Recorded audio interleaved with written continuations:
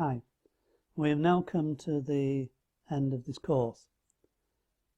At the beginning, I likened it to trying to get fit, and how if you want to get fit, you need to practice exercises regularly.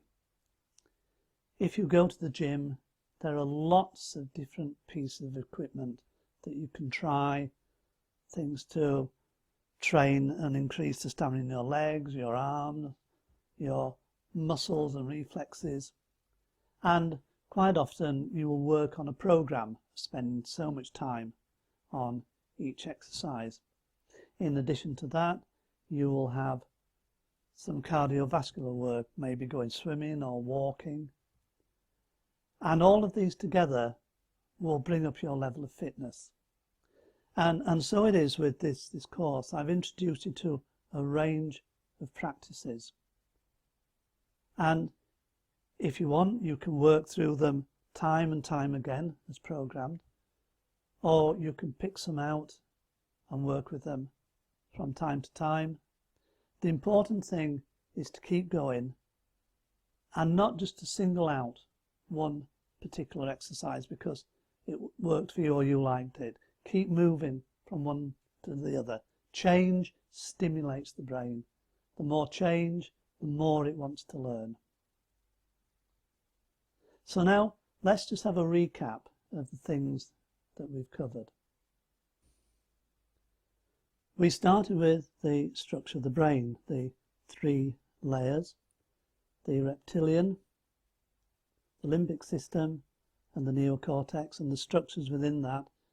And particularly we looked at the fight or flight center and how this could take control from the control center by accessing sensory memory. We have also looked at memory. We've looked at memory in anxiety in the form of 2 waves, how we have an initial wave, the impact of the first thing that happened to sow the seeds of anxiety, and then the subsequent waves. And we've looked how that manifests in the brain through explicit and implicit memory.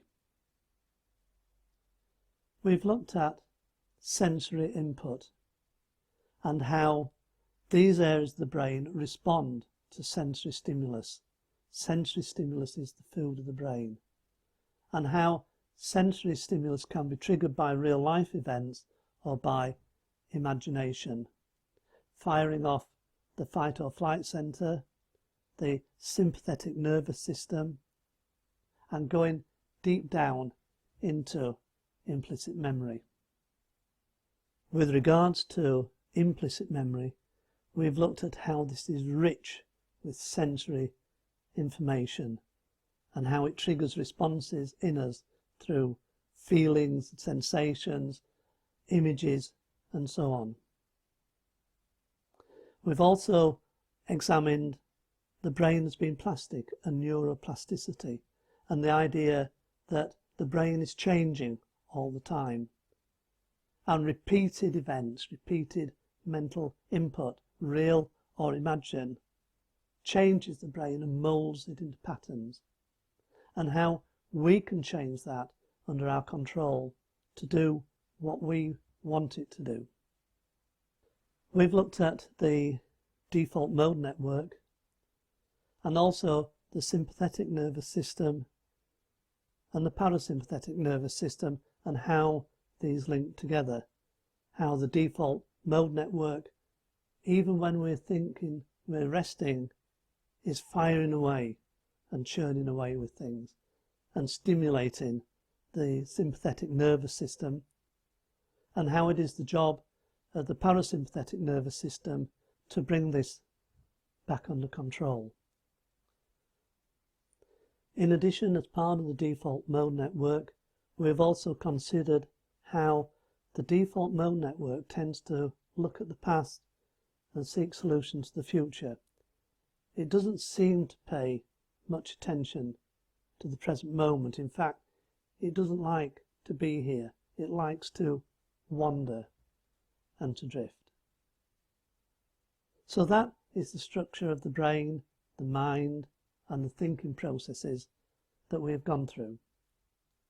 So now let's have a look at the exercises that we have done and the processes we've gone through and see how they link into these structures and these processes within the brain. So now let's go back over the exercises we've done and put on the chart how these link into the various centres we've considered. One of the first exercises was the pause, and the pause is aimed specifically at bringing you into the moment, and in the moment the default mode network doesn't operate. We've looked at breathing exercises, how in the moment if we focus on our breath then our system calms down, and how it triggers the parasympathetic nervous system to believe that the anxiety stimulus is gone and things are back under control.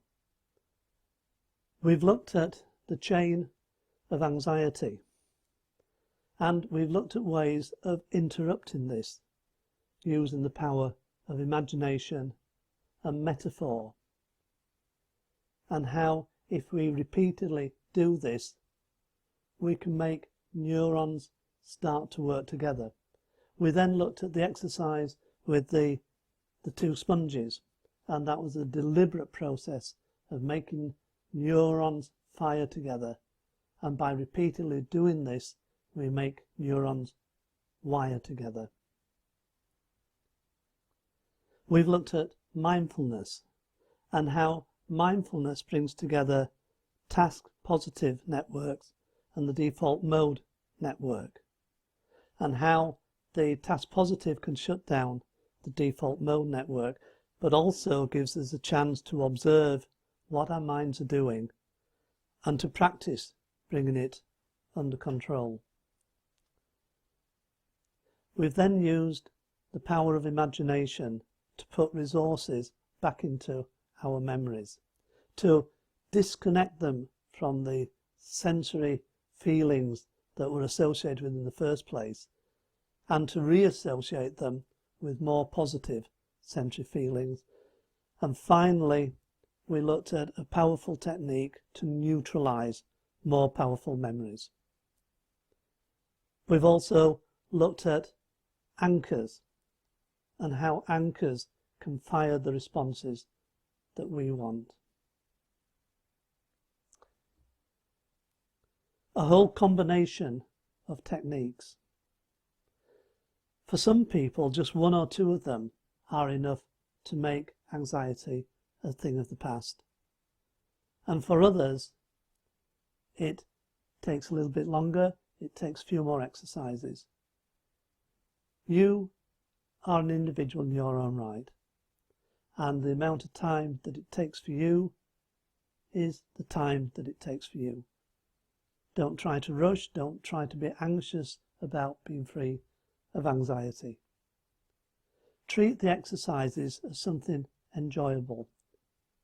Try and get to the point where you look forward to doing them as you start to see their benefits for you in everyday life.